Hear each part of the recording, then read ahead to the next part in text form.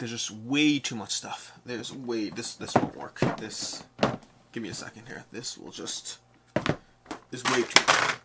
Way too much stuff. Hey, I'm Alex Radical from Board Game Co., and this is my unboxing and rambling of Bardsung.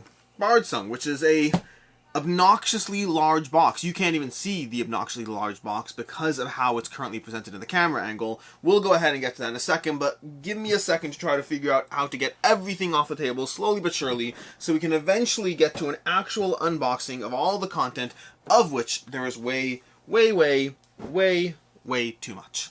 I mean, I'm excited for it, don't get me wrong in the slightest. I am definitely very excited for it. This is Bardsung. We're going to do an unboxing and rambling of this box. First of all, coffee shot as usual. Here's my coffee in my Ember mug, which keeps it nice and warm throughout the course of this excessively long unboxing video.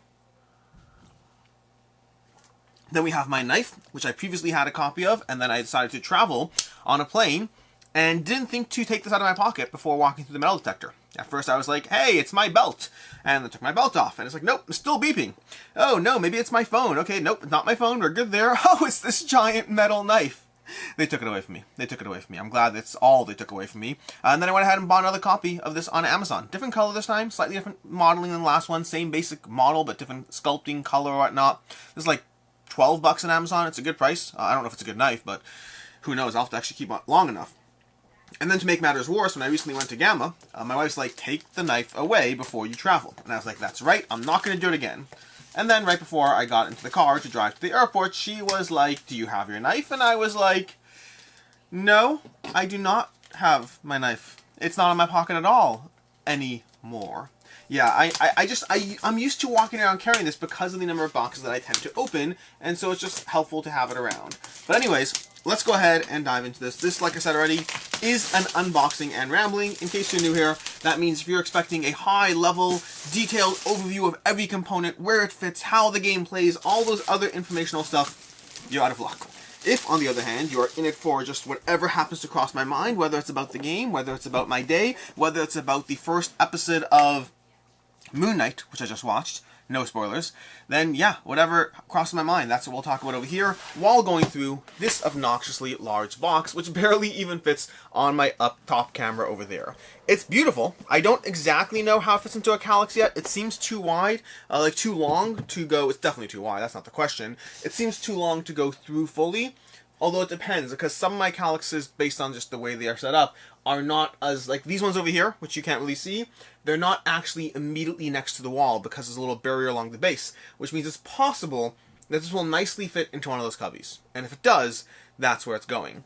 If not, there's the top maybe? I don't know. We'll figure it out. This is Bardsung. Oh my gosh, if this was a rulebook, I would have been so upset, because this is not a functional rulebook. Inspire the rules, the reference sheet.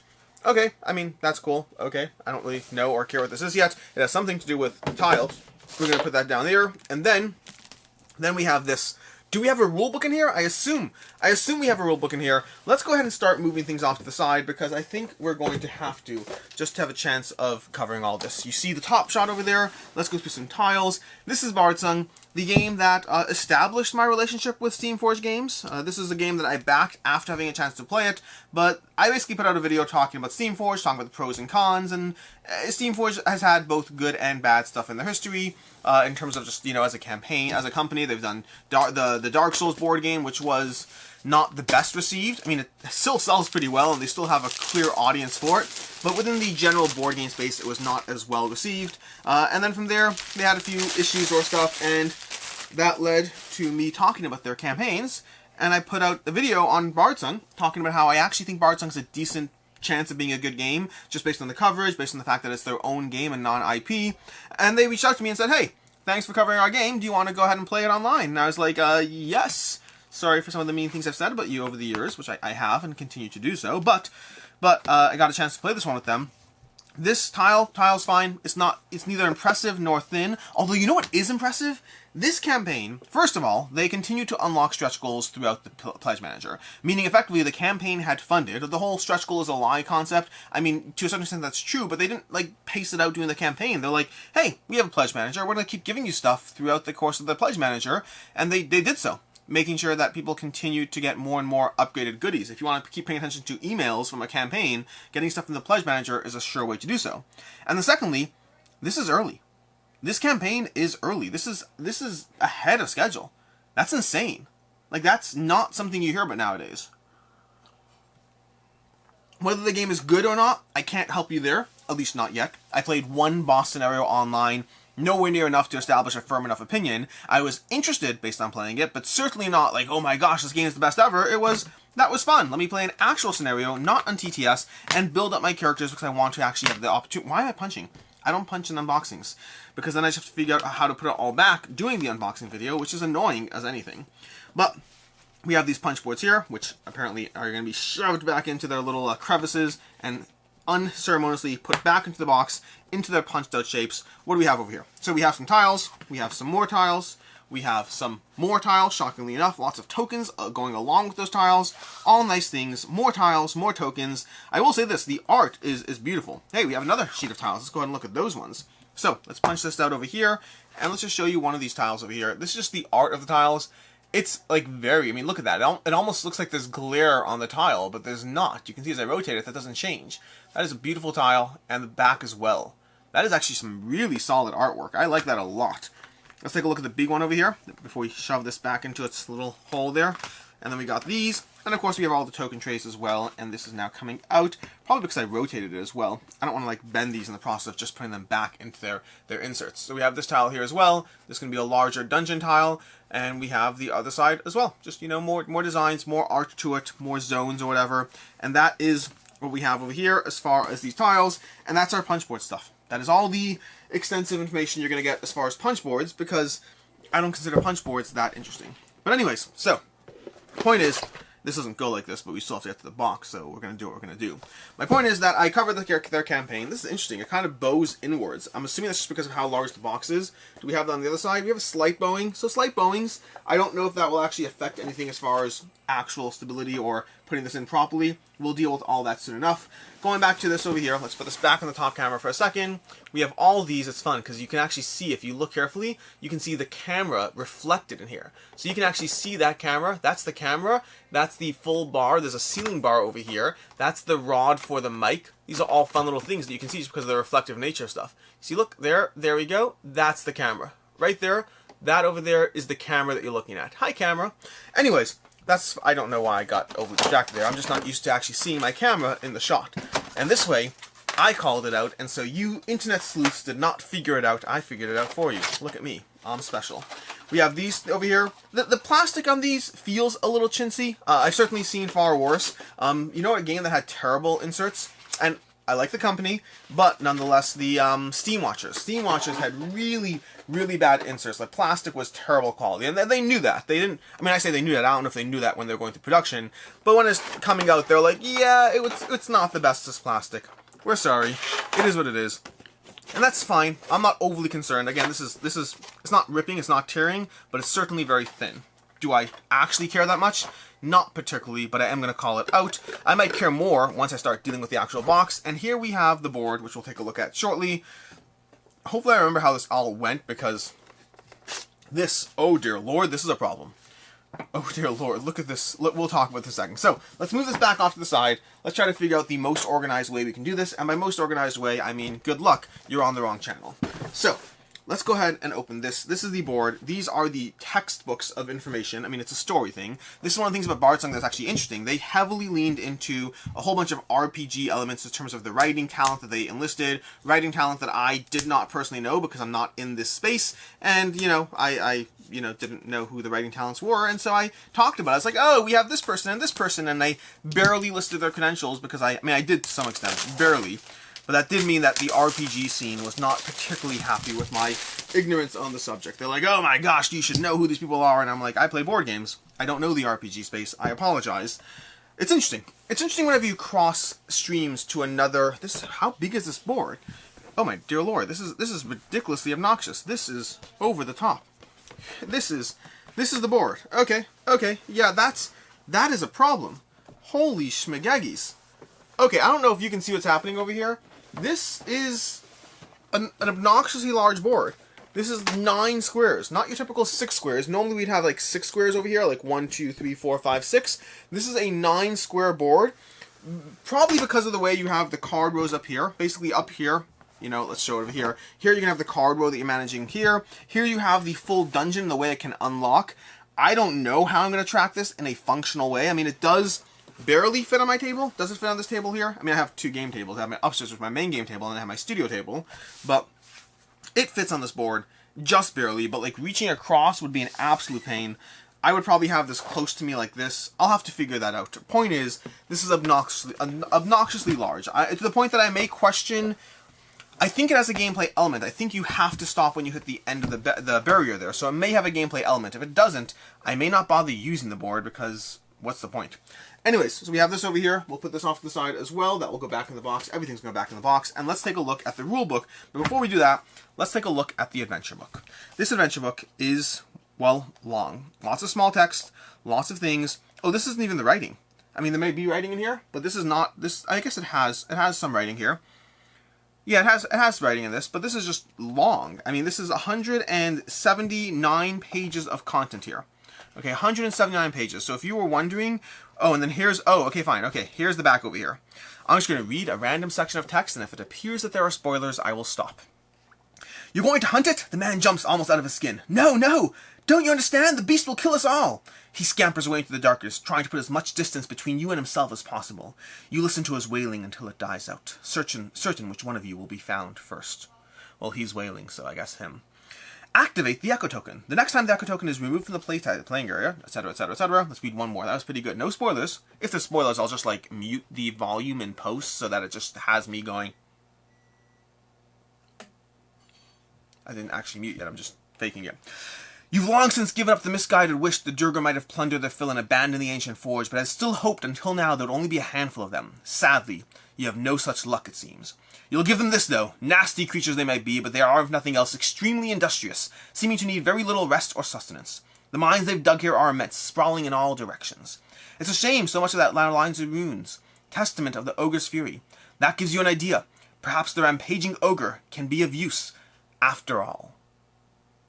I don't know about you, I'm interested in what preceded that. I am very interested in what's going on with that ogre and how we can make him be of use. I'm going to leave that in there because I personally became more compelled based on reading that, so hopefully you as well. Anyways, we have Chapter 1, the Outer Runes. I have no idea the relevance of how this stuff works over here. Like I said already, I played one scenario. It was all set up for me on TTS. It was a boss scenario. Yeah, that's basically it. We have the scaling for the number of heroes, some content here. All this stuff over here. I am eager to dive into this one. I don't know when I will. The practical reality is this is a campaign game. And so even though it's a little bit more accessible in terms of the accessibility, well, of it, that was a stupid sentence, we will have the fact that it's a campaign game and I have to figure out when I'm going to play this. Realistically, I need to actually quit my job so I can do this full time. But anyways, 43 pages. That's with the summary over here, with the boss encounters. It looks like we're going to be starting over on page 9 nope, not even 9. We're starting on page 11 to 41, so roughly 30 pages of text of actual rules you have to read through. It does look like it's decently graphic heavy, although the text is also on the small side. So medium level of investment in this. Lots of like these pages over here really take up. So maybe medium, drifting a little bit on the accessibility side. Certainly, I mean, I just read a rule book that was 61 pages. That was obnoxious. So this seems like easy reading by comparison. Okay. We're making our way slowly to the fun part. We have cards, we have mini trays. Let's go ahead and look at some mini trays. This over here, we have that guy. We have more cards. We're going to go through some cards. We will not be going through all cards. Honestly, this is just the core box. The amount of content you have here is insane, and I don't feel like sitting here drinking my coffee slowly for the next hour and a half. Mostly because most of you would not make it that far, and that would be just me on my own. Now I'm all alone. Nobody there beside me. We have the Sun Shield. Let's go ahead and take a look at this. Open this one up. Again, there's going to be lots of cards in this game, lots of things. I will be reading through this rulebook. I just don't know. Like, if it was a one-shot game, it would be easy to sit down and table it. Because it's not a one-shot, that's where I struggle with what I'm going to do and how I'm going to do it. We have the Sun Shield over here. We have that. We have the Blessed Mace over here. We have the Arcane Focus. You know, Light Weavers can't attack an enemy in the same zone. Light Weaver. We have Raven's Talon. This hero can dodge at the start of their turn. We have Crow's Murder. I assume that has various stats over there. The Ancestral Axe. I mean, the art is excellent. And this is one of the things that's interesting with Steamforged. Like, their art for Monster Hunter World, I was not a fan of it. Not a fan of the art in the slightest, but they were sticking to video game assets, which I assume is a production conversation. And so I wasn't a fan of the art, and I'm very happy with the art over here based on what little I'm seeing. We have all these dice over here. These represent different levels of attack, so you'll roll different dice for different things. And it's a good time to introduce the fact that I have this dice set over here. You see, I went ahead and backed the all-in, which I shouldn't do, for context. I should never, not never, but rarely should I be backing all-ins, especially in a game like this where I don't know realistically when I would actually be going through all the content. So why should I be backing it all in? And the answer is a combination of it'll hold this value, so why not? And then also I have not as much self-control as you might think. I have lots of self-control about whether a game is a good back or not. So if I think a game will be cheaper at retail, this, by the way, is not cheaper at retail. They just released the core box pricing. It's significantly more expensive than getting it on Kickstarter. So if I believe a game will be cheaper at retail, I have no problem having the self-control to wait. But that's not self-control so much as just good decision-making. Self-control is knowing that I shouldn't be getting certain games and actually not getting them. In the case of Bardsung, I get to lie to myself and say, hey Alex, it's okay, if you don't like it, it'll hold its value. You know what I have to do first though? I have to play it. Then if I play it and I don't like it, I can sell it. This goes back to something I've said over the years, which is always try to play your Kickstarters as soon as you get them, because that way, if they're not a fit for you, you can sell them while there's still an active market for those games. The longer you wait, the longer you run the risk of potentially not having an active market. Sometimes there still is, sometimes there isn't. Every game has their own different life cycle of how long they stay relevant. And again, that's something I used to follow that advice very diligently, because you should follow your own advice. But the problem is, if I'm actively... Where is the other dragon thingy? Where's the thing that these wings... Oh, here, it is this. It is this. But yeah, if I'm actively... the problem is I'm playing more and more games that are on timelines because I'm covering stuff for campaigns. I have review copies, I have prototype copies, I have all these things I need to do.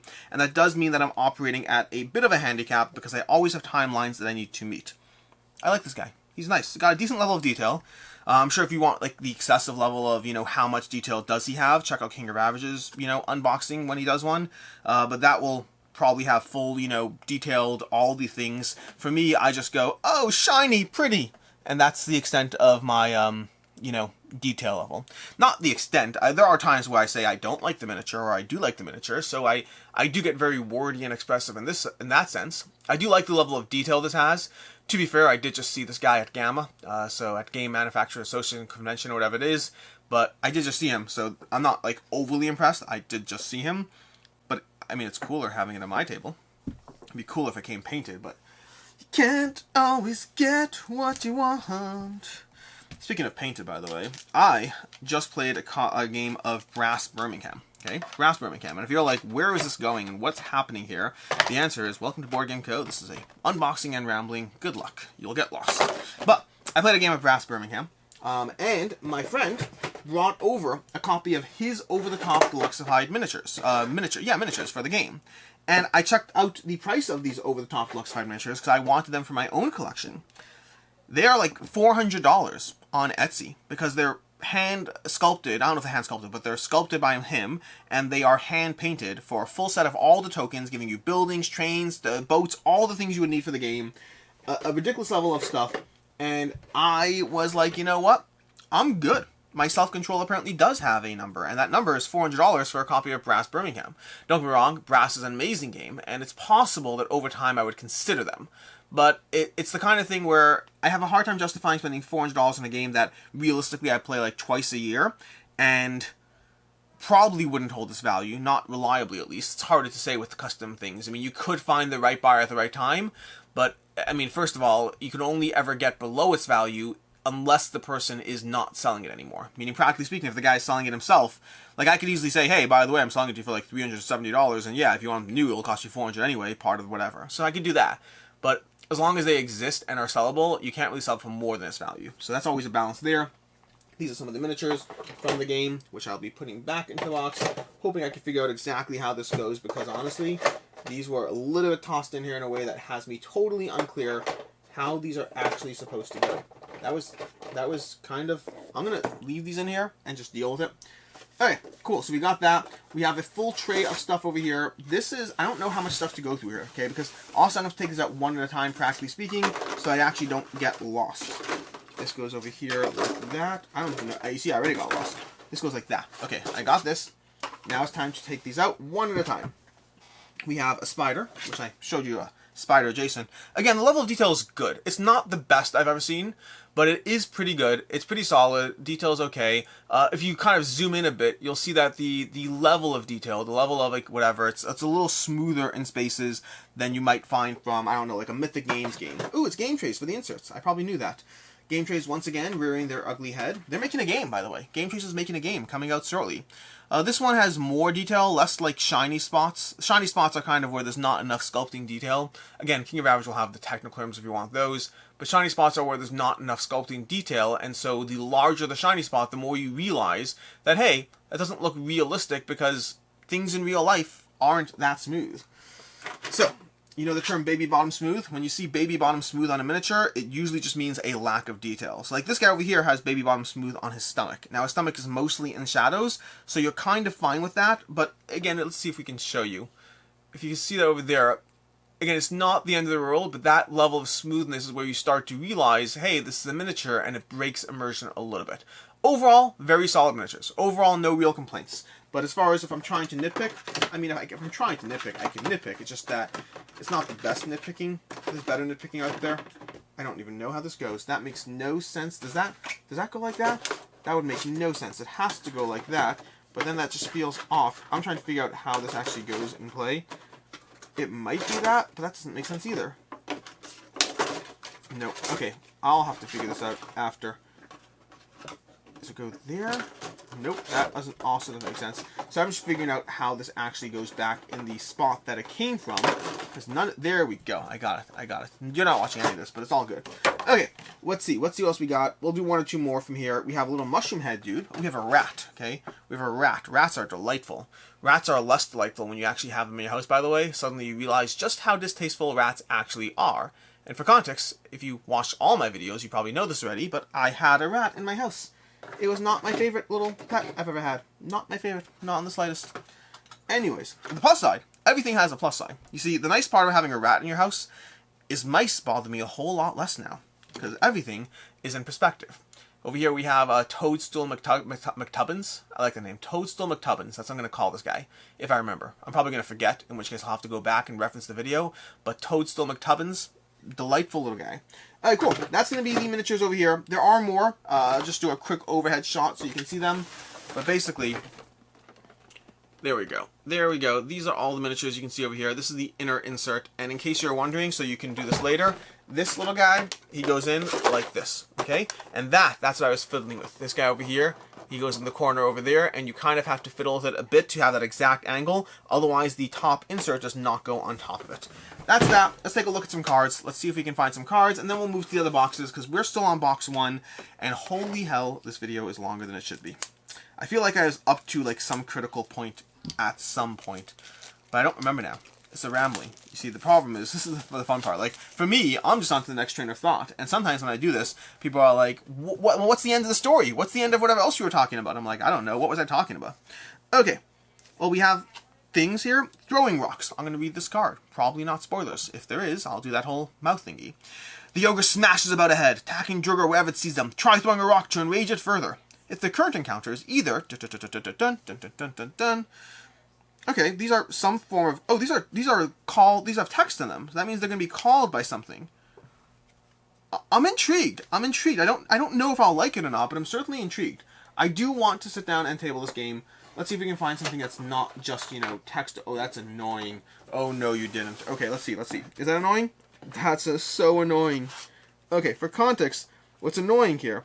It's not the end of the world. It is annoying.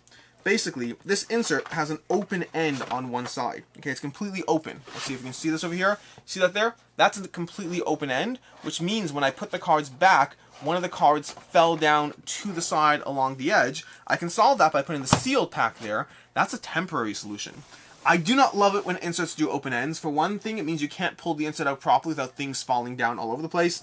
Again, not the end of the world, but I just don't like it. If that's enough of a reason. Let's see what we got here. We have some cards. I mean, they're all cards. Stop here if you're playing the exploration tutorial. Okay. There's an exploration tutorial. I'm intrigued what that is. I'm intrigued at how accessible that makes things. Let's see what we can do. Let's see what we can do over here. Over here. We have these cards, which they look like they have fun art in them, and I like art. We have the Butcher. Okay, the Butcher over here. We have the Tamed Spider. We have the Brigand Tamer. We have the Brute Herder, the Reaver, the Veteran Raider, the Miner, the Sniper, the Kingsguard, the Arcanist. The art is gorgeous. The Flame Arcanist, which honestly, wait, did they do that? Okay. The Arcanist and the Flame Arcanist are the same. You lose a brownie point there. If you're repeating the art on the cards, you lose a brownie point. Yes, I'm that entitled. Okay, I'm not hating on the company, but I am commenting on the fact that repeat art does lose a brownie point, even if you just change the colors and the shades. Although even that is marginally better than nothing. So great art. Wish it were not repeated as much. Like even if I start going further down, yeah, there's a lot of repeat here, which I guess makes sense because they're matching the sculpts. So you'd have to have more sculpts. Again, I will live. I'm not like losing my mind, but I am commenting on the fact that there is repeat artwork. And that is going to be box 1. And if you're like, Alex, that's not box 1, you haven't finished. You are correct, I am not finished. Let's go ahead and put this all back and see what else we can show you. So we have these books over here. These books go down here in some way, shape, or form. Just that, like that. This goes over here, if I recall correctly. These go in some way. This goes over here, I think. This goes over here, maybe. I get less and less certain with each sentence. Nope, this goes over here like that. This goes over here like this. And that means that can go in there when I'm done. But I am not done. Also, I don't want those dice sitting around doing nothing. So we're going to dump them into here. We'll figure out exactly how they go later. But for right now, they are in there in some way doing the Lord's work. We're going to take this and throw it out because that's just kind of sitting in the way now. Watch me regret that later. It's all good. And then we have 2 more trays of miniatures. Okay, so there's plenty going on here. Again, not going through all of this in detail. We're already, what, 30 minutes into this? Way too long. Way too long for what this video should be. Okay. This is pop out, pop out, pop out. So, we have the heroes over here. Okay, let's see the level of detail on these orange sculpts. Orange is always an interesting color for sculpts. Because of how shiny it is, it kind of reflects light in a way that doesn't do them the best justice at times. They're fine. Again, check out King of Average if you want the full, like, detailed miniature kind of situation. They are certainly fine. No real complaints, but I like the way it stands out at a glance. I just don't like the detail level of, you know, seeing everything. They'd look great painted, I'm sure. But I'm not painting them because I don't have time to play the games, let alone paint them. I play a lot of games, for context, but it's a balance of, you know, you can't play everything, and you certainly can't paint everything. We have these. These are some of the miniatures. Some of the heroes, specifically. They look fine. I like the looks. I like the what's it called? We have this tiny little guy over here. There we go. Yep. All those fun things. And then we have a tray of stuff, which I will just show you the tray. Actually, I'll pull out one of them, because I think showing you one of them would be nice. But there we go. Now, you could do a wash on these. A wash might be worth it. I might take a look and see what other people are doing, because a wash is not that much extra effort. I'll show you the full tray over here, which you won't be able to see nearly as much detail, just because of the nature of lighting and shadows and small little black boxes. But yeah, a wash would be able to bring out more detail in a good way, but I don't know exactly how much work would be, or how nice they'd look, how it would look on the orange ones. You always got to balance those, and I don't want to exactly use my copies as experimentation, so I will look at the internet and see what other people do as far as using their copies as experimentation. So over here, we have all of these guys. Again, check out, you know, I mean, I've said this a few times, but check out KOA, depending on whether I'm pretty sure he backed the game. If I recall correctly, he said he was back in the game, but depending on what level he backed at, if he got it all, I think he said he just did a base level. This is going back a long time ago, so my recollection might be off. But if he just backed at the base level, then his video is going to be 2 hours long. If he backed at everything level, it's going to be a 3-hour long video. Okay, let's put this away, and let's go ahead and do box 2. So, we're going to top this down, we're going to grab this, we're going to put this down over here, put that in there, put the tile reference sheet over here. This is not fitting already, this is a problem. I mean, it's not meant to fit in a technical sense, but we're going to put this around like this, punch that over there, punch that in, and ta-da, that is the Bardsung box, all nicely, mostly put away. And with that, we have to figure out exactly where to put this guy. There's no space for this stuff. And move on to the next boxes. I'm going to go through some of the smaller ones first. The good news is all these things will be timestamped. What I'm talking about, not so much, because it's always a little more chaotic and all over the place. Like, you could have... I mean, I do wonder, like, when I do these unboxing videos, I generally timestamp the contents in case people want to see the miniatures, the cards, any of those things. But maybe I should be timestamping the topical stuff, like Moon Knight. Let's talk about Moon Knight. So, I just watched Moon Knight, the first... No spoilers here, you're safe, okay? I just watched Moon Knight, the first episode over on Disney Plus last night. Really enjoyed it. These are some nice doors, by the way. Really, really enjoyed it. I would say... I think I can strongly say, okay? And you should ignore me here. You should skip this next section, even though there's no spoilers. I'll strongly say that it is my favorite first episode of a Disney Plus Disney show for all of them. I was going to say since forever, but forever's like, what, a few years now? So it's my favorite one so far. There's 6 doors here. No, there's more on the side. There's 10 doors here. They do open... These are some nice doors. Okay, these...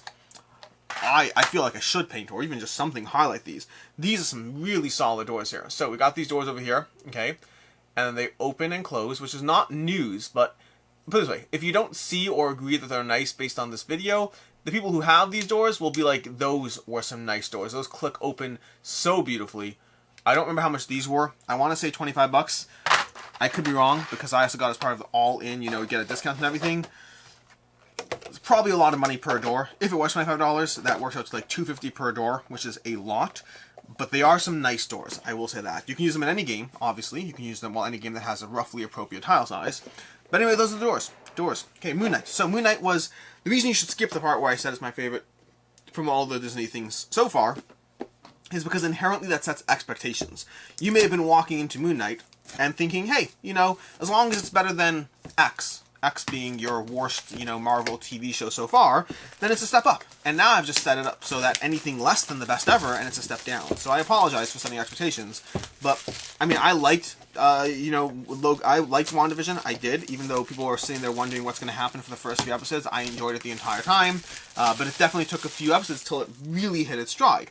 I also like Loki. Loki's probably the second competitor as far as the best first episode of a TV show in the Disney Plus Marvel universe. And so Loki was great. This one was easily my favorite one. I didn't like, what's it called? Not Captain America.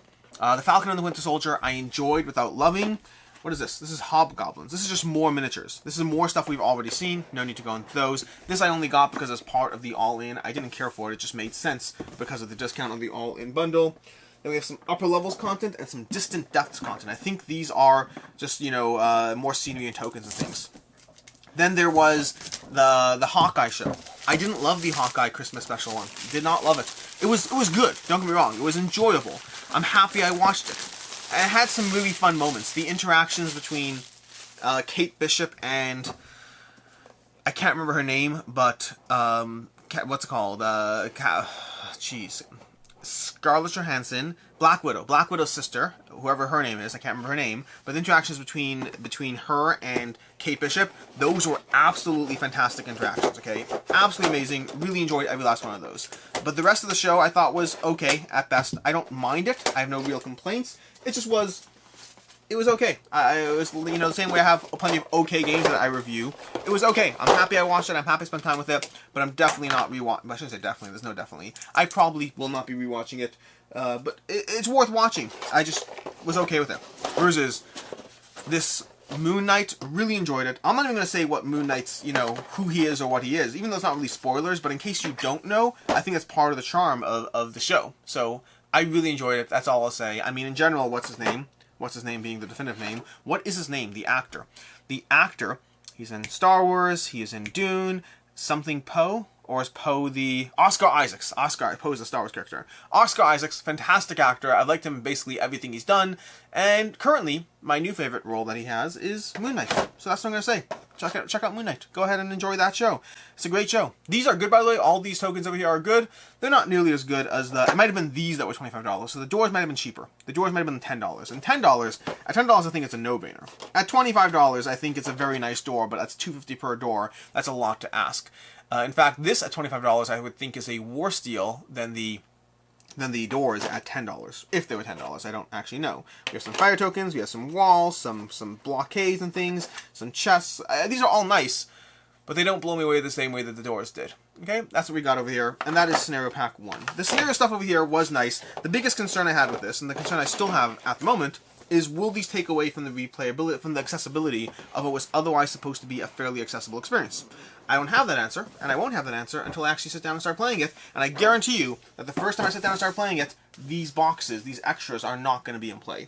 I want to start the game off by just jumping into it, having a good time, learning the rules, sitting down, playing it, doing all of that. I need to finish Sleeping Gods. Okay, I'm not finished Sleeping Gods. I'm not going to finish Sleeping Gods for context. I will be reviewing Sleeping Gods. I'm several hours in. I need to get a few more hours in and then cover it. But I will not be finishing Sleeping Gods because well, we'll talk about it in the review. I think it's a good game. I'm not going to finish it. So, let's go ahead and go into this. Distant Depths. This is more content of a box that will not open. There we go. Okay, more stuff. Let's see that little tape sticker. Tape sticker. Interesting. They have different tape stickers. They have nice little... I'm just curious about the factory process. This tape sticker is a regular piece of tape. The last one had like a little round circle of tape. A very different situation. I don't have any reason or anything as to... I'm sorry, I'm trying to get rid of the tape over here. As to why they did it one way versus the other. But I will say, I just find it intriguing that they have it one way versus the other. So, we got more doors. Again, more doors. We got more door. I'm not funny. We have this over here. Like so. Okay, that's up there. But yeah, going back to the campaign. So I enjoyed the campaign, enjoyed all the stuff. You know, was very intrigued by the game. I went back and forth whether to back it. Ultimately, to me, the end decision as to why I chose to in the end was the confidence that it will hold its value just fine, which I will find out whether I'm right or wrong, but I believe it will, especially given the price point of the retail copy, which, like I said already, just like the base game jumped up, like, you know, from like £80 to like 200 or something like that, or maybe it's $200. It went up in price. That's what I know. I don't know by how much, but it went up significantly. So this looks like one where the Kickstarter is a good deal, because there have been ones in the past where the Kickstarter wasn't. I would say, well, even then it's not clear, but base game to base game, like Horizon Zero Dawn, that base game went on sale pretty quickly when it hit retail, but it was still an expensive game, and the Kickstarter still gave you a ton of stuff. That unboxing. So update on Horizon Zero Dawn. I've played it a few times, not nearly enough to review it yet. I did that whole unboxing video. I played it a few times. I really enjoy it. But I need to dive into these things more consistently, more regularly. I think that things that require multiple plays to really enjoy and appreciate, my problem is always, I can do that, or I can, you know, play these 6 other games and then get 3 reviews done. So, like, it's a weird balance. I need to quit my job. That's where we're at. That's this whole tagline here. So, next up, you have 2 more boxes. It's almost done. I mean, almost is probably relative, but if you look at the timestamp, we're probably going to be somewhere around, I don't know, 40 minutes into this, somewhere in that range. By the time we're done, we'll also be at an hour, which is already much longer than I wanted, but there's a lot of stuff to go through over here. Not as much as we had with Horizon Zero Dawn, but plenty. I did not get Horizon Zero Dawn Forbidden West, by the way, because I don't have time to play video games. I don't have time to play board games, either. I still play a lot of board games. But anyways, yeah, so the campaign was good for this. I really appreciated the campaign from Steamforge. I'm looking forward to the next one. They have RuneScape coming up shortly, in case you're interested in that. I've never played the RuneScape board game, video game. Jeez, it's all board games for me. I never played the RuneScape video game, so I don't have any strong affinity there. Although if someone ever comes out with a Guild Wars video game, I'm all over that. Although I would be disappointed, obviously, just because that's how life works. We have The Legend of the Lost Ancient Forge, The Lost Levels. These are going to have the robot dudes. I wonder how well they act. I wonder how good, not how well. I wonder how good they actually look, because the sculpts on the Kickstarter campaign look absolutely fantastic. Is there like an arc? I wonder how this... What is this supposed to be? Like, what is this text situation? Are there like... I don't know what's happening here. Anyways, we have the characters, the beta nexus. We have just... I mean, the miniatures look great. The art looks great. The question is whether the miniatures will look good as well. I'm not going to read a spoiler from here. Maybe let's see. Small one. Okay, I'm going to read this one. No spoilers, in my opinion. The last foe clatters to the ground, light fading from their eyes. Calm settles in the chamber. The only sound, your ragged breathing, and a faint hum emanating from the machinery and the panels lining the walls. As your pulse calms, you watch the lights begin to falter one by one and hear the hum trail away, until you're left in both silence and darkness. Only your lantern for light. Your actions appear to have changed something. For better or worse, you can't quite say. But considering the alternative was being gutted by Mechanica, you didn't have much choice in the matter. Again, I'm decently intrigued. It's almost like they brought in real writers for this game.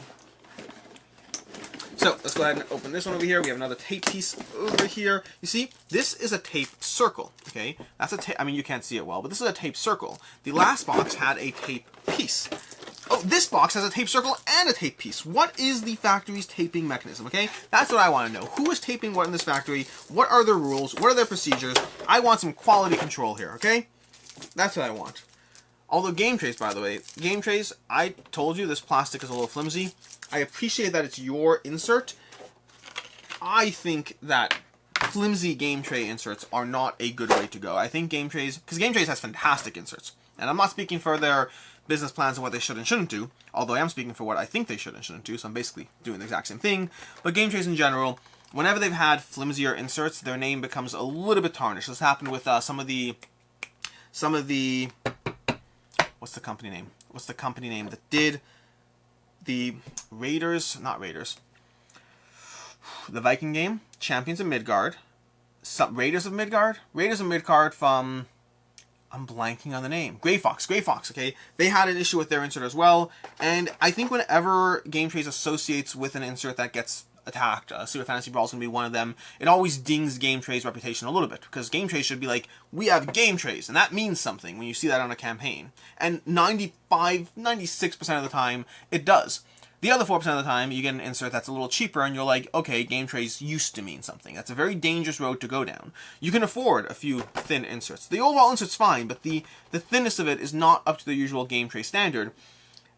So you can afford a few of them. You don't want to heavily go down that hole, because then it stops meaning something, which is not good for your brand. And for a brand that's as good as Game Trays, see, I'm going to get a comment, because the Game Trays, Noah, he watches some of my videos, and if he watches this one, he's going to see me, you know, talking about the stuff, and he's going to leave some sort of comment or directly message me, one or the other.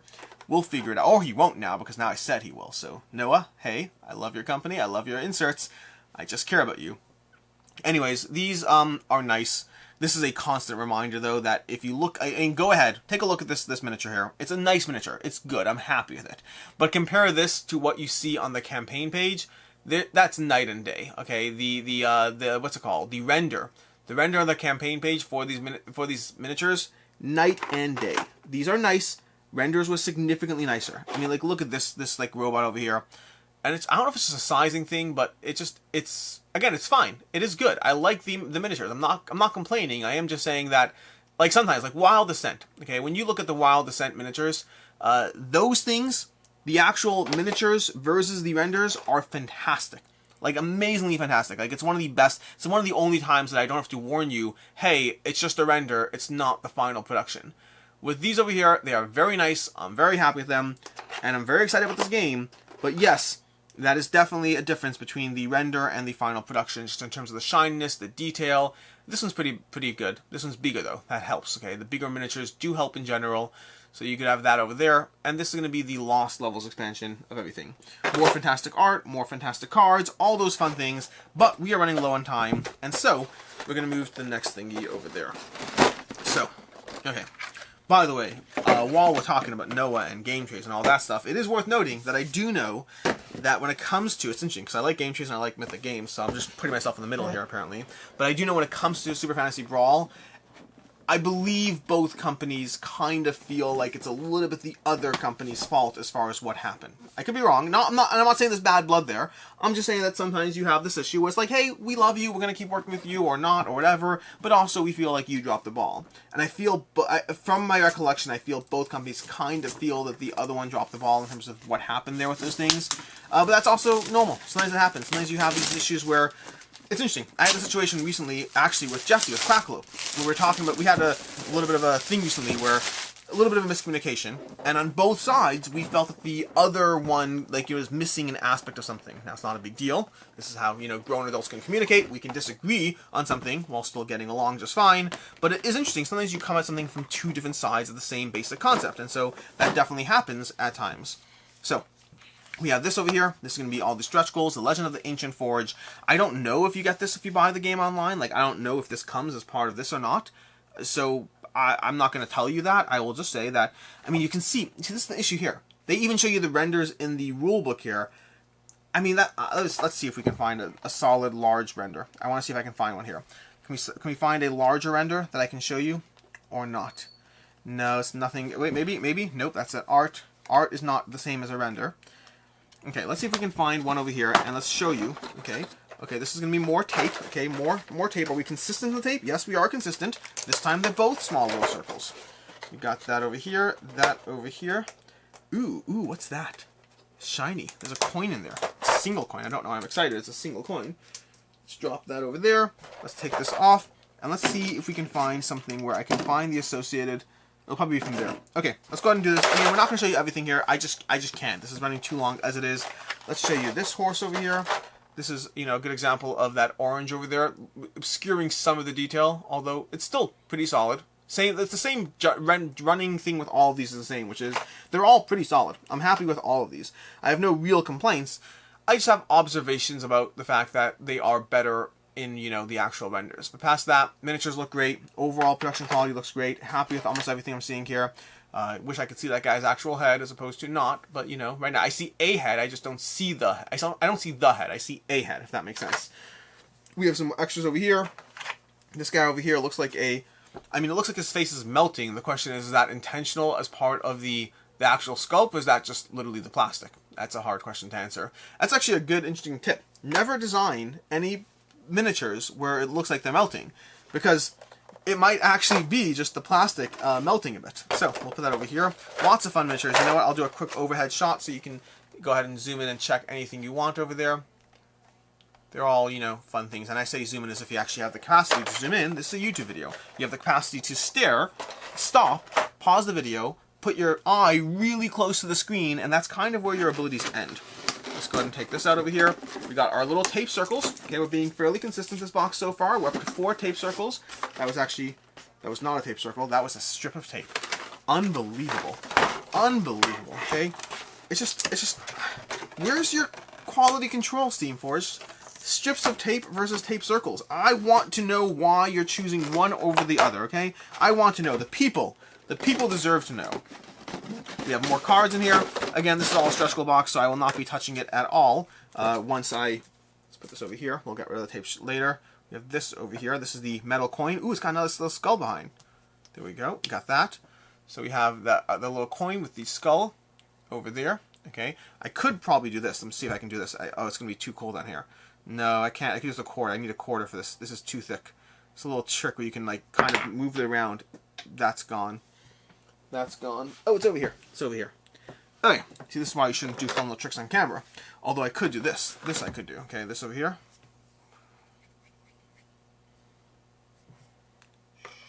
Alright, cool. So, let's go ahead and show you the one over here I want to find. I wonder... It actually looks... This one looks pretty good. This is the large one. It looks better. But let's see if we can still show you. This is good, okay? This is very, very solid. This is a great miniature over here. Let's move that book out of the way so we can actually focus. You know, it's a very, very solid miniature, okay? And this is a larger one, so it does hold more detail. But here's the guy in the book, okay? That is him in the book over there. And that is him... Let's see if we can actually show it to him next to it. Again, it actually does look pretty good. I'm probably hurting my own point here. That's okay, because then the miniature looks good. With the smaller miniatures, it doesn't look as good. In fact, let's go ahead and find you one of the... what's it called? Let's find you Axe Dude. Yeah, let's find you the Horse Dude, okay? The Horse Dude's a good example of this, okay? Let's look at Horse Dude over here. We're going to show you Horse Dude over here. That's an actual render, okay? That's a render over there of Horse Dude. And then we have Horse Dude over here, where it does not have the same level of detail. Okay, it just doesn't. You can see that over there. Smaller miniature, so I kind of expect that. And it looks good. It does look good. It just looks better in the actual render. My goal is not to call out Mythic. Not Mythic, they're not Mythic. My goal is not to call out Steamforged. My goal is just to comment to the fact that renders are very different than final production copies. But we are not done yet here, because we do have some other fun miniatures in this box over here. We have this guy, who's next to the coin over here. This little tentacle dude. It's not Cthulhu, it's Cthulhu-esque. Cthulhu adjacent. Lord of the Overbrain. Lord of the Overbrain is his name. We got that one there. We have... What else do we have? Let's see, that's going back in there. We have this guy with his lunging off the rock situation.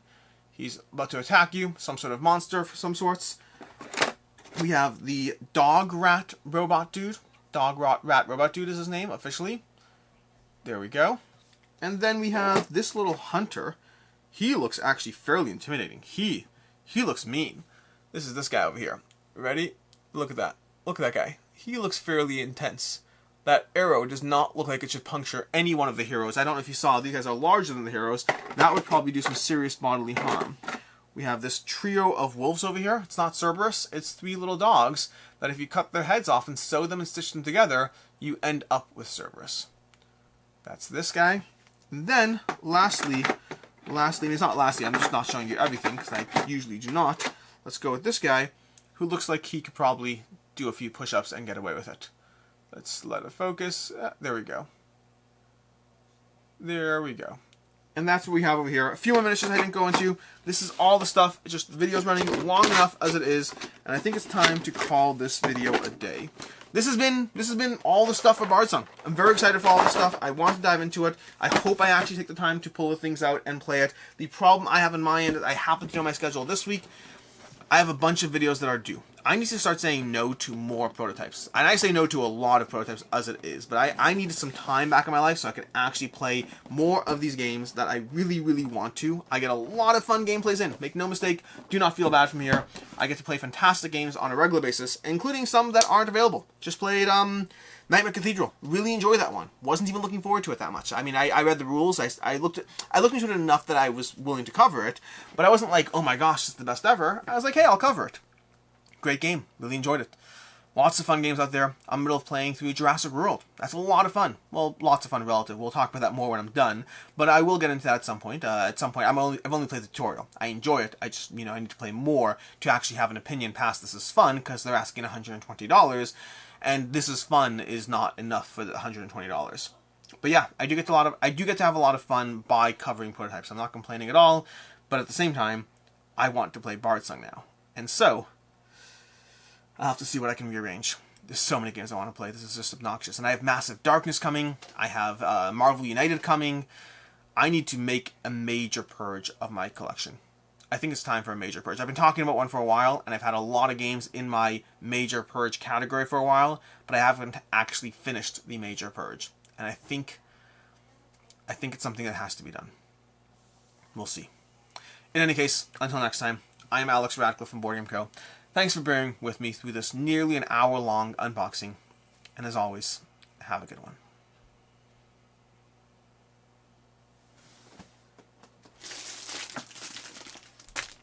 Forgot with the playmat.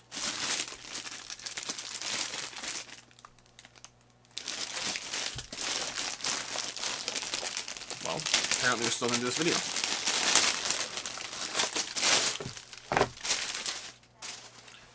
This is folded. Never a good start to a playmat. It is honestly more manageable than the board. I wonder why that is. That is smaller than the board. I think I prefer the playmat. Am I wrong? No, this is the same size as the board. It's the same size. It's that playmats are usually larger. You see, this goes over here like so, and then it goes here, and it's a little bit folded out there because it was folded, and that's always going to do that, but it's roughly the same size. But what I could do is I can go ahead now and fold this up so that it can actually be in a method and manner that playmats should be. I like playmats, I do, but until I figure out an ideal playmat solution thing, they just go into a closet where I pull them out once in a while, but not that frequently.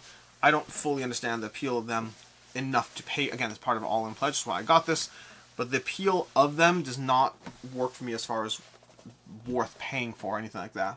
But either way, well, apparently this is probably in the video. We'll see. There's a chance I cut it. There's a chance I just call it a day at the end of the last bit. I'll never really know until I edit it.